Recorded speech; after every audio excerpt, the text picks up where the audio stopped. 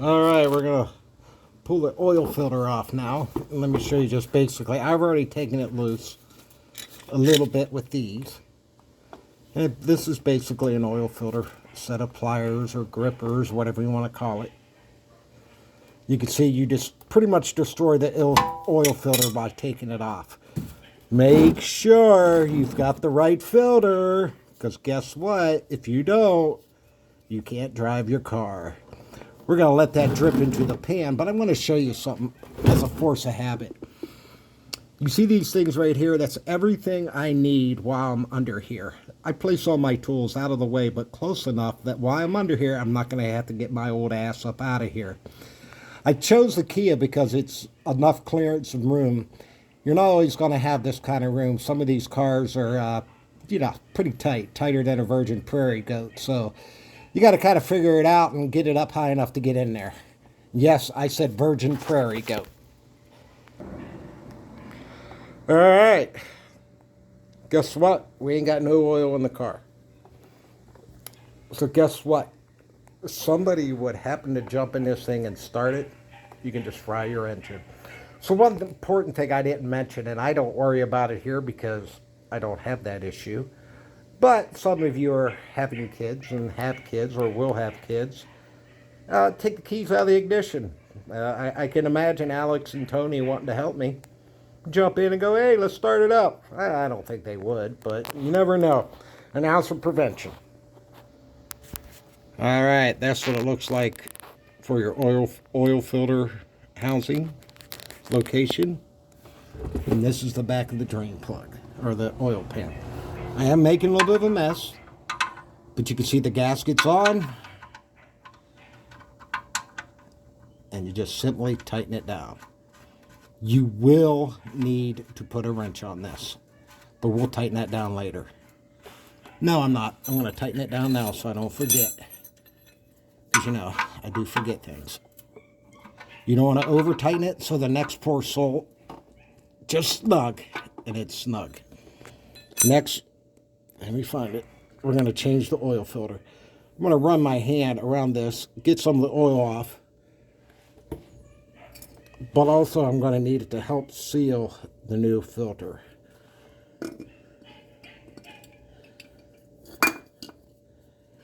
As you can see, I've got oil on it. There's oil on it there. We just purely hand tighten it. No more, no less. Now let's get into this a little bit about hand tightening. What does that mean? You do not put a wrench on this. I'm going to wipe this down and tighten it down a little bit more. But again, at this point, we have no oil in the car. Do not start it yet.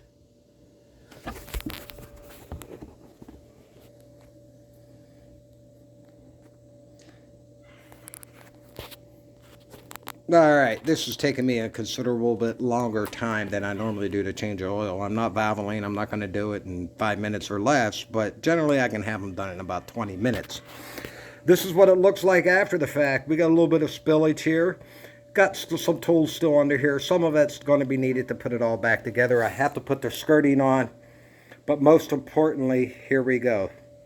The oil pan with the old oil filter, and you can even see the gasket down there behind the oil pan. I did not reuse that gasket. It's over, it's done, it will get discarded, as will everything else. Remember those rags? There you go. So, all I got left to do is add the oil to it at this point, and we'll do that here momentarily. Alright, we're now at probably the most important part of the operation is adding oil. A couple things to remember. Most of your engine sizes are going to require at least 4 quarts. What does that mean? This is a 5-quart. How do I get 5 into a 4-quart engine, right? Guess what? I'm not going to have to put it all. But this engine is about a 4.5 to 5-quart engine. So we'll use all of this, but a very little. As you can see, it's 520. 520. I use full synthetic oil. It's more expensive, without a doubt, but it's higher quality You can go longer between oil changes and not have as much difficulty. I change the Kia every 7 to 10,000 miles. I anticipate this to be the last oil change of the year because I'm no longer commuting like I am. All right, so the oil's in the car. One thing I've done is look underneath, make sure I've had nothing running underneath of it, that I didn't put something back together right. The oil's staying in the car, which is the most important thing. So we're confident the oil's in the car. We're going to show you the dipstick, what it should look like after an oil change. I don't know if you could see this or not, but it's slightly above the full mark. Okay? So you're going to say, well, Dad, it's above full, right? We need to have some oil in the oil filter. How do we get oil in the oil filter? We start the car. Let's put this back. We're going to pause this for a second. We're going to start the car and then show you the oil level afterwards. All right. As I commented earlier about removing the keys, I did actually remove the key. It must be a force of habit. We're going to start the car up. Come on back here, Mindy. I want to show you something.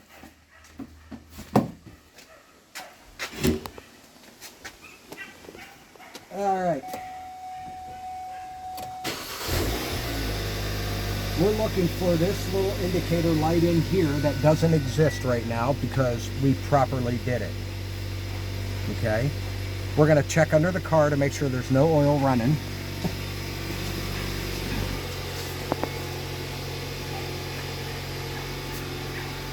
We have no oil leaks. So guess what? The oil has been properly changed. I do want to show you this light just to make sure.